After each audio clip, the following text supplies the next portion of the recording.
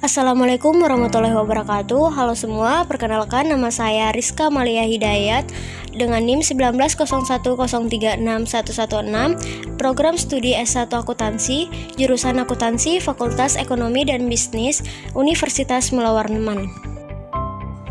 Di sini saya akan membahas mengenai materi sistem rujukan, catatan kaki dan kutipan, dan daftar pustaka. Baik, yang pertama yaitu sistem rujukan. Nah, di sini kita akan menjelaskan mengenai kutipan dan catatan kaki. Baik, di sini kita akan menjelaskan mengenai kutipan. Apa saja yang dijelaskan? Yang pertama, 1. Pengertian kutipan. 2. Tujuan dan fungsi kutipan. 3. Jenis-jenis kutipan beserta ciri-ciri dan contohnya. 4. Aturan penulisan kutipan. Pengertian kutipan. Nah, di dalam menulis karya ilmiah, kadangkala kita mengutip pendapat orang lain. Kutipan itu kita gunakan sebagai alat untuk memperkuat argumentasi kita. Dalam upaya tersebut, perlu diperhatikan kebiasaan-kebiasaan yang lazim berlaku dalam dunia ilmu. Kutipan merupakan sebuah pinjaman atas kalimat atau pendapat seseorang dari seorang pengarang atau seseorang yang sangat terkenal atau populer, baik di dalam buku, surat kabar, majalah, ataupun media elektronika. Pengertian kutipan merupakan pengulangan dari satu ekspresi sebagai bagian dari yang lain, terutama saat ekspresi yang dikutip tersebut terkenal atau juga secara tersurat dihubungkan dengan kutipan ke sumber aslinya, serta juga ditandai oleh diselingi dengan tanda kutip.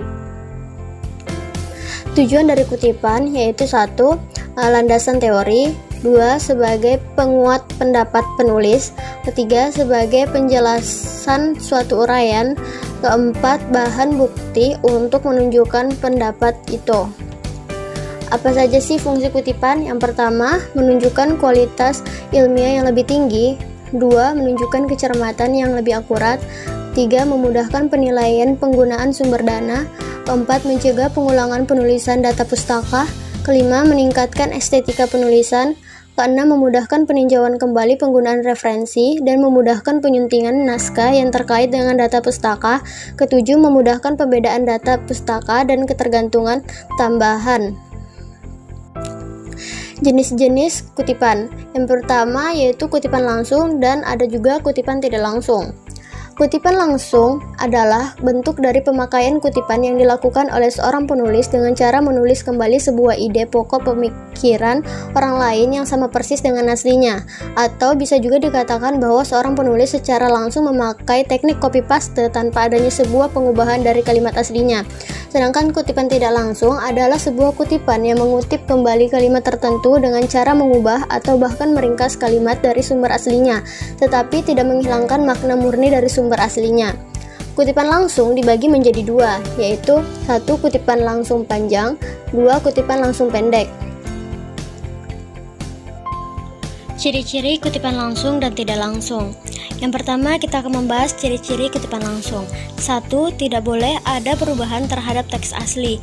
2. Tanda seru digunakan apabila ditemukan kesalahan pada teks asli. 3.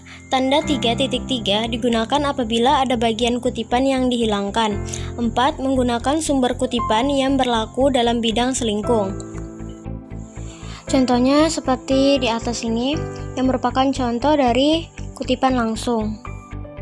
Ciri-ciri kutipan tidak langsung. 1. Mengalami sebuah perubahan yang jelas pada kalimat atau teks yang dikutip. 2. Ide pokok pikiran atau pendapat yang dikutip tidak mengalami sebuah perubahan. 3. Dijabarkan sesuai dengan pemahaman dari seorang penulis terhadap teori atau kalimat yang ingin dikutip. 4. Tidak terdapat nomor kutipan tanpa tanda petik 2 di akhir kalimat. Berikut adalah contoh dari kutipan tidak langsung, seperti ini. Ciri-ciri kutipan langsung panjang. 1. Kutipan ini dipisahkan dari teks yang lain dengan menggunakan spasi lebih dari teks tersebut. 2. Diberi sebuah jarak yang rapat antar baris di dalam kutipan. 3. Di dalam kutipan ini bisa diapit tanda kutip dan bisa juga tidak. Contohnya seperti di bawah ini.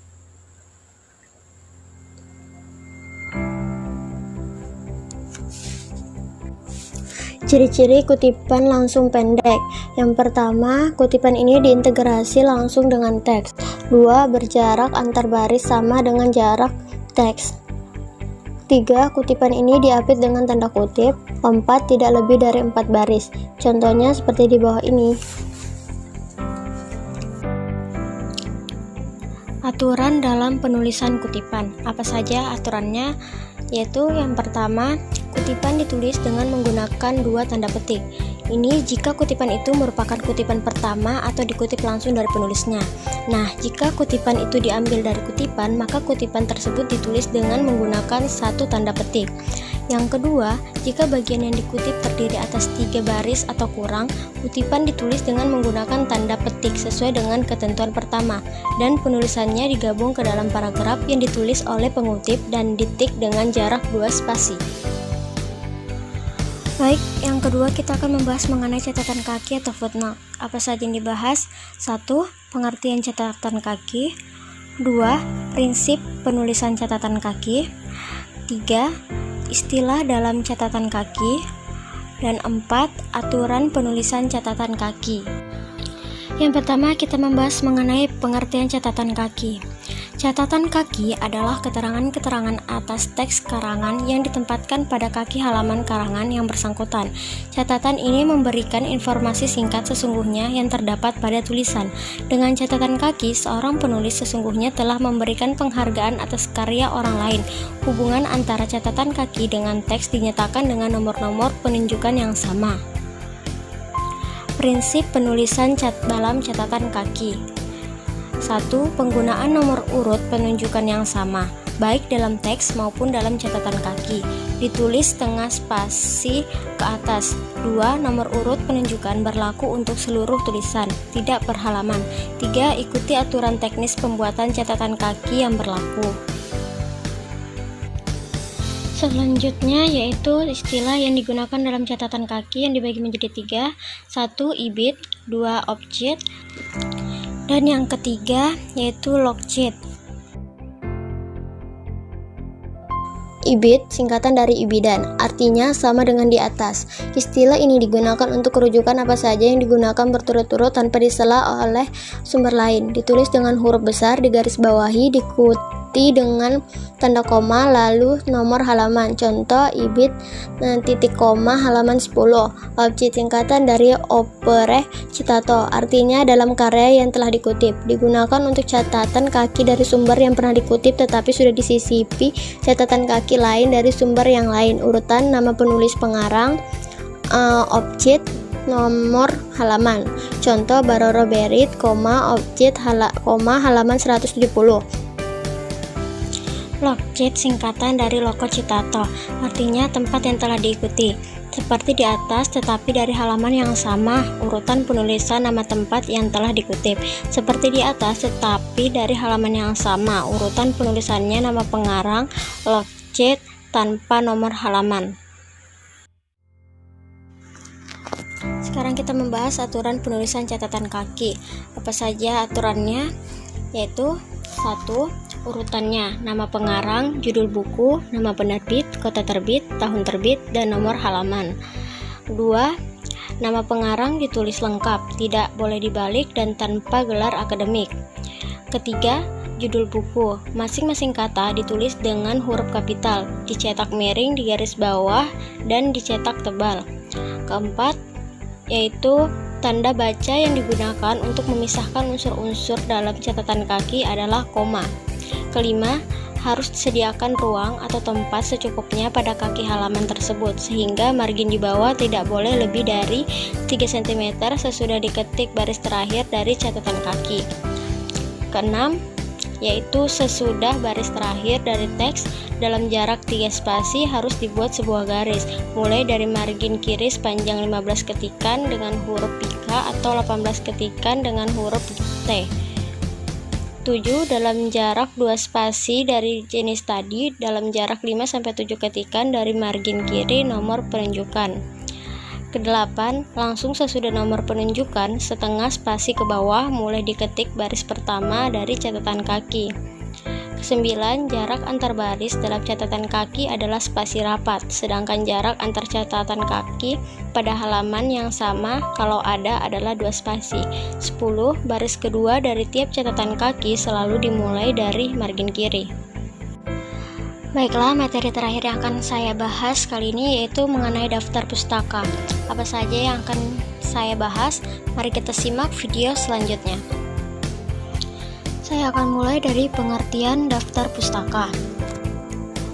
Daftar pustaka atau bibliografi adalah semua sumber yang menjadi rujukan seorang penulis dalam kegiatannya menulis sebuah karya ilmiah.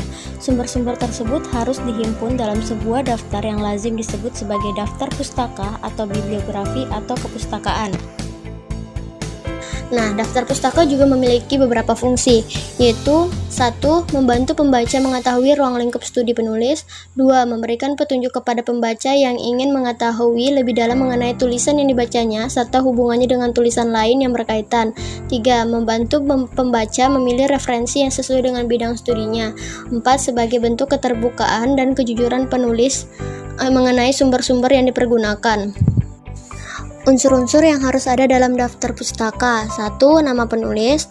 2. Tahun terbitan sumber yang bersangkutan. 3. Judul sumber yang dipakai sebagai referensi. Dan 4. Data publikasi, seperti nama tempat terbit, nama penerbit. Selanjutnya, saya membahas hal yang diperhatikan dalam menyusun daftar pustaka. Yang pertama, baris pertama dimulai pada pias atau margin sebelah kiri. Baris kedua dan selanjutnya dimulai dengan 3-5 ketikan ke dalam. Yang kedua, yaitu jarak antar sumber 1,5 atau 2 spasi. Yang ketiga, yaitu jarak antar baris 1 spasi.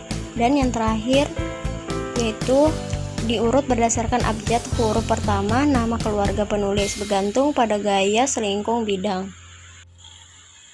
Untuk nama penulis, penulisannya dalam daftar pustaka berbeda dengan penulisan dalam catatan kaki. Pada catatan kaki, nama penulis tidak dibalik, tetapi pada daftar pustaka dibalik, yakni dengan mendahulukan nama belakang karena dianggap sebagai nama keluarga dan dibatasi koma untuk kata selanjutnya yang dianggap sebagai nama diri, seperti contoh berikut. Terdapat 2 jenis format. Yang pertama, format MLA beserta contohnya. Dan yang kedua, format APA beserta contohnya. Apabila pengarang dalam sumber lebih dari 1 orang, maka nama penulis pertama saja yang dibalik, sedangkan nama pengarang kedua tidak.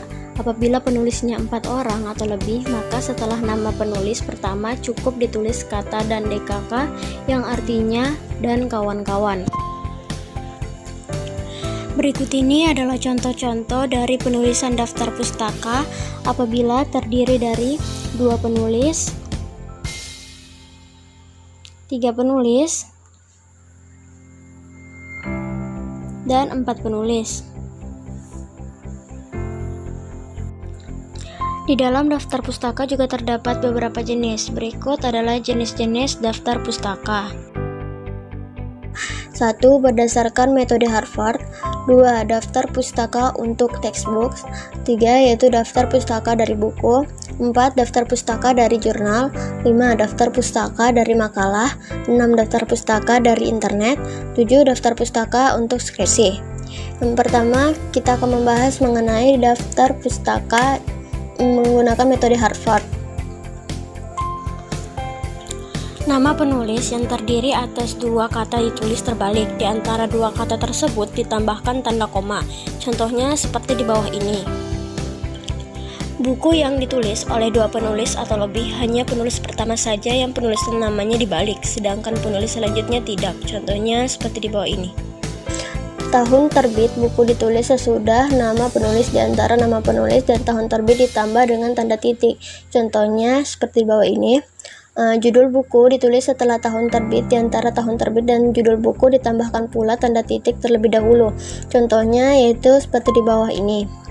Nama kota penerbit dan nama penerbit ditulis terakhir, dan di antara nama kota dan nama penerbit juga tidak lupa ditambahkan tanda titik 2. Contohnya seperti di bawah ini.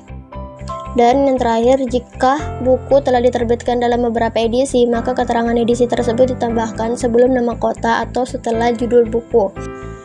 Contohnya yaitu seperti di bawah ini. Daftar pustaka untuk textbook. 1. Yaitu penulis perorangan. Urutannya adalah nama penulis, jika 2 kata maka dibalik, tahun terbit, judul buku, dicetak miring atau digaris bawah, titik tempat penerbit atau kota terbit, titik nama penerbit. Contohnya sebagai berikut sesuai dengan urutan penulis perorangan. Buku yang ditulis oleh lembaga, yaitu urutan penulisannya adalah nama lembaga, titik tahun terbit, titik judul buku, dalam kurung dicetak miring atau digaris bawahi, titik kota atau tempat terbit, nama penerbit. Contohnya yaitu seperti di bawah ini sesuai dengan urutan penulisan buku yang ditulis oleh lembaga. Buku terjemahan, urutan penulisannya adalah nama penulis, jika 2 kata maka dibalik tahun terbit, judul buku, dicetak miring atau digaris bawahi, titik penerjemah, titik kota terbit, nama penerbit. Contohnya yaitu sebagai berikut sesuai dengan urutan penulisan buku terjemahan. Daftar pustaka dari jurnal. Bagaimana jika daftar pustaka berasal dari jurnal? Untuk referensi bacaan dari skripsi, tesis, atau disertasi, penulisannya adalah sebagai berikut. Sementara untuk daftar pustaka yang sumbernya dari jurnal internet, tuliskan bersama dengan link jurnal tersebut di internet serta tanggal kita mengakses jurnal. Contohnya seperti di bawah ini. Daftar pustaka dari buku. Penulisan daftar pustaka dari buku diawali dengan nama penulis, tahun terbit, judul buku, tempat terbit, serta nama penerbit. Contohnya di bawah ini. Penulisan daftar pustaka yang sumbernya ditulis oleh 2 atau 3 orang adalah sebagai berikut. Contohnya, jika sumber bacaan tidak memiliki nama penulis, maka tulisannya yaitu seperti berikut ini. Jika sumber bacaan berasal dari buku terjemahan, maka yang kita tuliskan adalah nama penerjemahannya dengan disertai keterangan. Contohnya seperti di bawah ini. Jika kita mengutip 2 buku berbeda dari penulis atau penerjemah yang sama, maka saat menuliskan sumber kedua tidak perlu dicantumkan kembali nama penerjemah. Apabila sumber bacaan berasal dari majalah, maka disertakan juga edisi terbitnya. Contohnya di bawah ini. Sementara untuk penulisan daftar pustaka yang berasal dari koran, sertakan pula judul artikel serta halaman. Contohnya seperti berikut ini. Daftar pustaka dari makalah. Daftar pustaka tak jarang akan didapat pula dari kamus. Penulisannya harus menyertakan nama kamus dan halaman kamus tempat kita mengutip referensi. Contohnya sebagai berikut. Sementara untuk daftar pustaka yang berasal dari makalah dapat ditulis dengan contoh sebagai berikut. Daftar pustaka yang berasal dari koran akan ditulis dengan contoh seperti berikut. Daftar pustaka dari internet dan dari skripsi. Daftar pustaka dari internet. Menulis daftar pustaka dari internet hampir sama seperti penulisan daftar pustaka dari jurnal online. Kita harus sematkan pula alamat website tempat mendapatkan artikel serta tanggal akses artikel tersebut. Contohnya seperti di bawah ini. Dapat juga ditulis dengan contoh berikut. Sementara daftar pustaka dari skripsi. Cara penulisan daftar pustaka yang berasal dari skripsi tak jauh beda seperti penulisan daftar pustaka dari buku. Hanya saja nama penerbit diganti nama universitas. Contohnya seperti berikut. Sekian pembahasan dari materi saya mengenai sistem rujukan, kutipan, dan catatan kaki serta daftar pustaka. Kurang lebihnya mohon maaf apabila ada salah kata dalam berbicara atau dalam menyampaikan. Thank you for watching this video. Wassalamualaikum warahmatullahi wabarakatuh.